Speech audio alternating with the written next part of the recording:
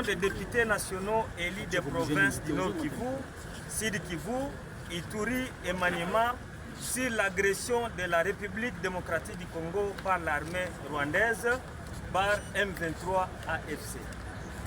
Nous, députés nationaux élus des provinces du Nord Kivu, Sud Kivu, Ituri et Maniema, réunis ce mercredi 26 février 2025 au Palais du Peuple pour évaluer la situation sécuritaire actuelle liée à l'agression de notre pays, la République démocratique du Congo, par le Rwanda et ses supplétifs terroristes du M23 AFC, considérant la dégradation de la situation sécuritaire et humanitaire dans les provinces mentionnées, caractérisées notamment par la violation massive des droits humains, les assassinats ciblés, les recrutements forcés, incluant celui des élèves, le pillage systématique des biens privés et publics, l'installation des administrations parallèles dans les provinces du Nord Kivu et du Sud Kivu, l'exploitation illicite et systématique des ressources naturelles,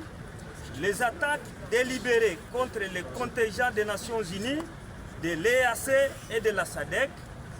Après échange d'informations et débat sur cette situation, déclarons à l'opinion tant nationale qu'internationale ce qui suit. 1. Condamnons une fois de plus l'agression de notre pays par le Rwanda et ses supplétifs terroristes M23 AFC ayant engendré une crise humanitaire et socio-économique sans précédent. 2. Condamnons le massacre à grande échelle des populations civiles depuis le début de l'occupation des localités congolaises par l'armée rwandaise par M23 AFC, plus particulièrement les carnages perpétrés lors de l'occupation des villes de Goma et de Bukavu et qui continuent jusqu'à ce jour. 3. Condamnons les recrutements forcés des jeunes dans le M23 AFC et plus particulièrement des élèves dans les villes de Goma et de Bukavu. 4. Exhortons le gouvernement de la République à clarifier la mutualisation des forces UPDF et FARDC.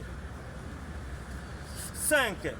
Déplorons et condamnons le pillage systématique des biens des populations civiles et de l'État congolais prenant la destination du Rwanda ainsi que la destruction de plusieurs infrastructures sociales dans les zones occupées. 6. Dénonçons l'occupation des maisons des populations civiles et l'incendie de plusieurs édifices et des habitations privées ainsi que la destruction des récoltes par les agresseurs. 7. Réitérons notre soutien indéfectible à toutes les institutions de la République, à nos forces de défense et de sécurité ainsi qu'aux Wazalendo. 8. Saluons et apportons tout notre soutien aux efforts diplomatiques menés par le président de la République, chef de l'État, accompagné de toutes les institutions de la République ayant abouti à la prise de la résolution 2773 du 21 février 2025 du Conseil de sécurité des Nations Unies qui exige le retrait sans condition de l'armée rwandaise par M23 AFC de toutes les zones occupées. 9. Encourageons nos compatriotes à poursuivre la résistance contre les agresseurs qui veulent s'approprier les terres congolaises et soumettre la population à l'asservissement. 10.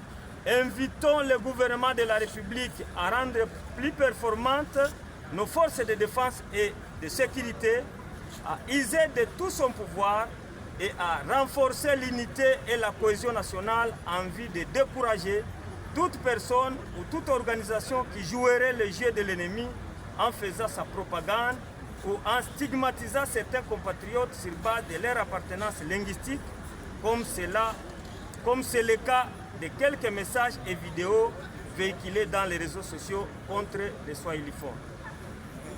10. 11. Invitons le gouvernement de la République à apporter une assistance substantielle aux déplacés internes. 12. Invitons le procureur de la République, le procureur de la Cour pénale internationale, à mener ces enquêtes avec impartialité afin que tous les auteurs des actes de violation des droits humains commis en République démocratique du Congo soit poursuivi et condamné. Fait à Kinshasa le 26 février 2025. Je vous remercie.